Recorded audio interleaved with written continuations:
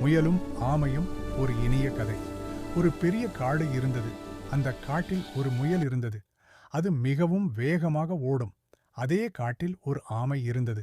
அது மெதுவாக நடக்கும். ஒரு நாள் முயல் ஆமையை பார்த்து சிரித்தது. "நீ ரொம்ப மெதுவா நடக்கிற.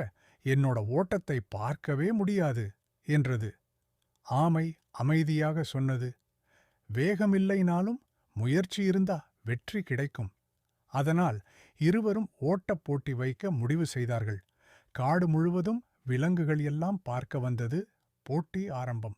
முயல் வேகமாக ஓடி முன்னே சென்றது. ஆமை மெதுவாக, ஆனால் நிற்காமல் நடந்தது. முயல் சிந்தித்தது, ஆமை ரொம்ப பின்னாலேதான், கொஞ்சம் தூங்கலாம். அது மரத்தடியில் தூங்கிவிட்டது. ஆனால் ஆமை நிற்கவில்லை. மெதுவாக மெதுவாக தொடர்ந்து நடந்தது.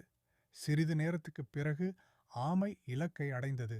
அதே நேரத்தில் முயல் விழித்து ஓடி வந்தது. ஆனால் தாமதம். ஆமை வெற்றி பெற்றது. எல்லா விலங்குகளும் கைதட்டினார்கள். கதை சொல்லும் பாடம்: வேகம் முக்கியமில்லை. தொடர்ந்து முயற்சி செய்தால் வெற்றி நிச்சயம்.